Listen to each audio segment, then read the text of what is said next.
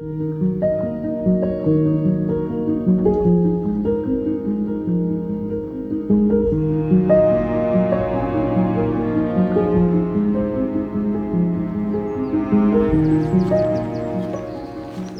good morning everybody, and welcome back to another film. Thank you all so much for the last film that I put out and all the really nice comments that you all gave me with regards to those images. So this morning I've come back to the second field from my house.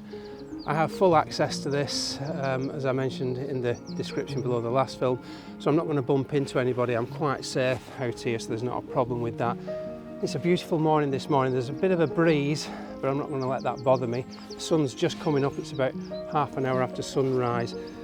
This morning I'm going to head to a little track that's no longer in use. I'm not going to spend too much time here on these fields because at the moment what I want to photograph, such as like the dandelions and the buttercups and the daisies, they're all still closed up from the cold night, so there's not going to be any opportunities there. But this track just down here, there's a bit of woodland ground flora that I know that some of the species will be open when I get there quite early. Now this morning I haven't brought any tripod. I've brought the one lens and the one camera, and I haven't got my bean bag, so I'm going to be hand holding the shots. I'm going for something a little bit more creative this morning. Now that sort of approach can be quite difficult, time consuming, and it's very, very hit and miss. But if you get it right, the results can be absolutely stunning. So let's get down there now and see what I can find.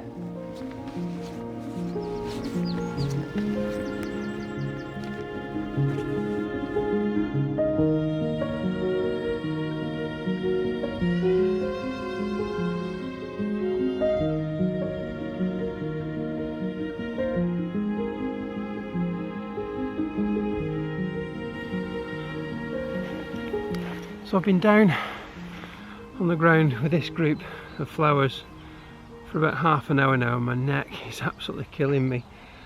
What I'm doing is I'm just holding the macro lens up, eye to the back of the viewfinder, and I'm just moving in and out at 1:1, looking for something that really looks really nice and natural, and something that's a bit artistic is what I'm going for. And again, I'm trying to use the light that's behind the camera. The results from this sort of thing are really, really mixed, and sometimes they look good through the back of the viewfinder, and then you take a shot and you look at them on the screen and they're not that great.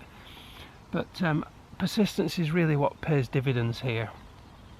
But some of the groups look really nice. It's just a case of arranging one flower head or two flower heads together and just playing with depth of field and out of focus backgrounds and foregrounds, and trying to use the colours to best effect.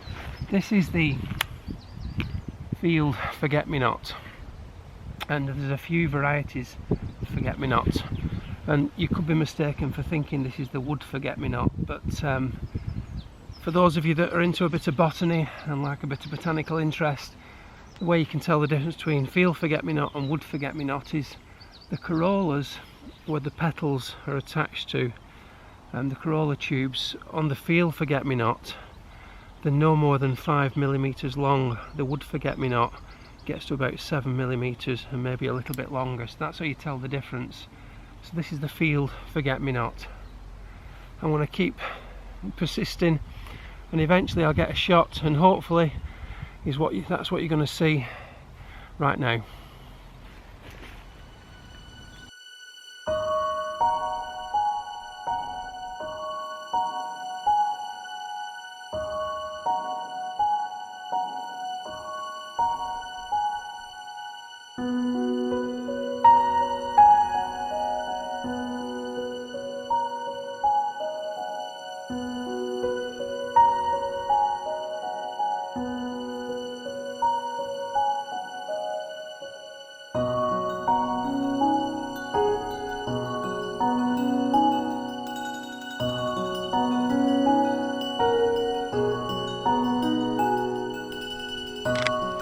Really lovely.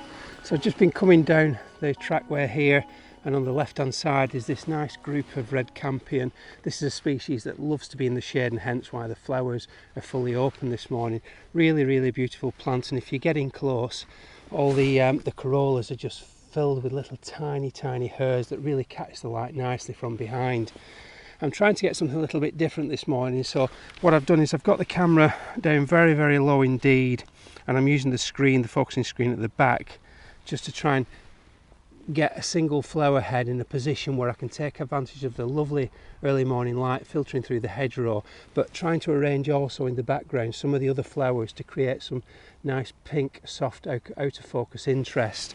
There's lots and lots of varieties I've taken this morning, different angles, so there's no fixed position, let's say. I think what I'm sort of trying to do is take a few, and then when I can really assess them on a large screen back at home, I can choose which one I like the best. But I've taken about 10, so I'll put the best one on now.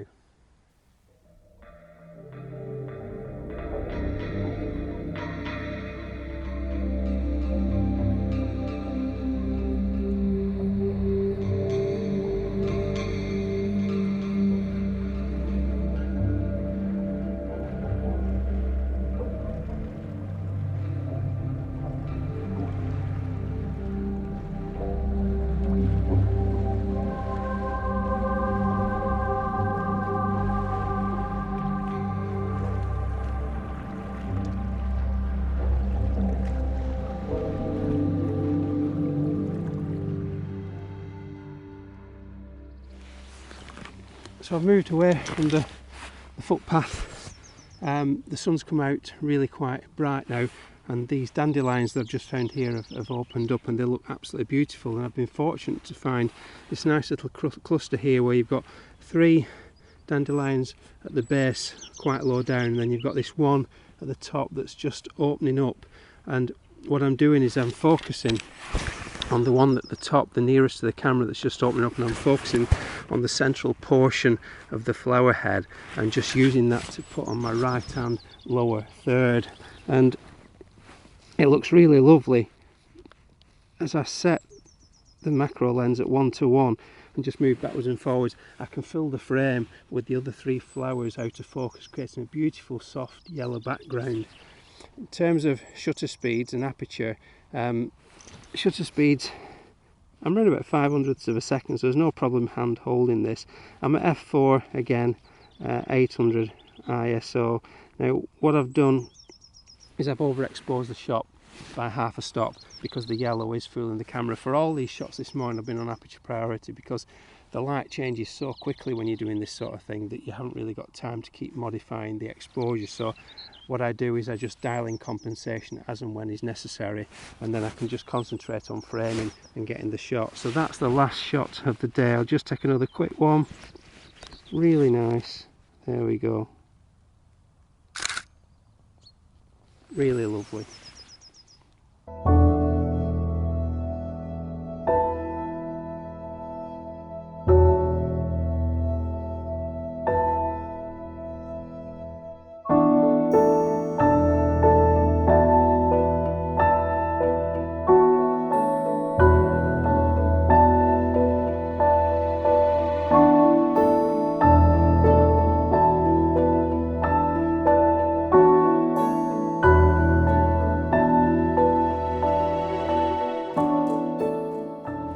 So that'll do me for the morning. The sun's now well and truly up and the light's getting a little bit harsh, but I've really enjoyed myself this morning.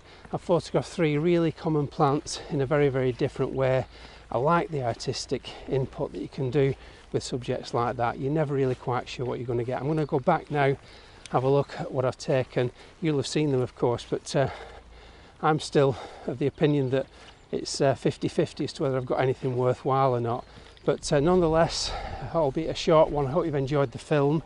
As always, don't forget to subscribe, ring the bell for those notifications, and give me a big thumbs up. YouTube does like the interaction, so it really helps the channel if you can do that. Leave comments below, let me know what you think of the plant shots, and I'll see you all again soon. Bye for now.